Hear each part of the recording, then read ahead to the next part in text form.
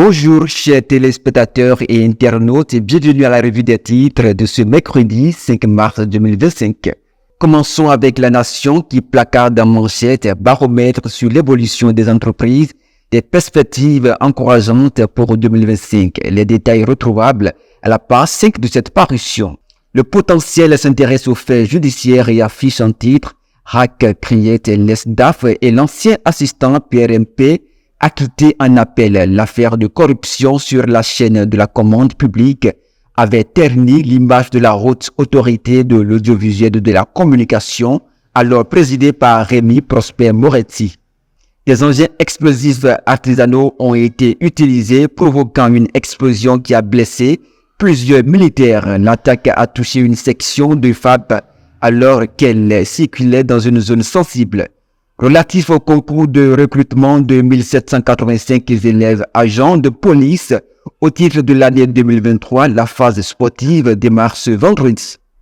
Intéressons-nous au quotidien Le Matinal qui titre « Autosuffisance en production nationale de volailles.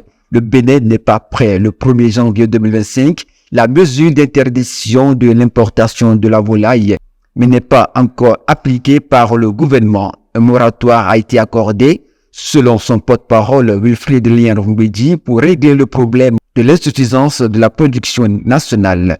Joint hier, mardi 4 mars 2025, par Le Matinal, le consultant de l'interprofession de l'agriculture du Bénin, Bonaventure Azomaou, avoue de ne pas comprendre les mobiles de telles décisions. Pour ce dernier, il y a quelque chose qui ne tourne pas très rond vu le temps qui s'est écoulé entre avril 2023 et mars 2025, avant l'annonce du moratoire. Le journal tourne dans cette page et écrit par suite dans cette colonne « Développement du Bénin sous le magistère de Talon, Lionel Zissou sous le charme, l'ancien Premier ministre, salue la transformation rapide du Bénin. Opposition à la révision du code électoral, une raison pour faciliter les activités de toute obédience sur le terrain, tire Dynamisme Info. À la page 5 de la même parution, présumée menace sur la vie de Boni Yayi, le journal affirme que c'est une occasion pour renforcer la sécurité de l'ancien président. Dabarou écrit blanc sur noir pour avoir traité le chef de l'État d'arnaqueur, un mineur devant les juges de la Criette.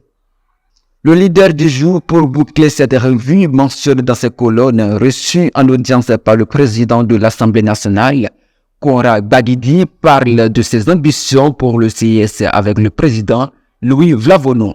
C'est la fin pour cette revue des titres. Merci de l'avoir suivi bien avant.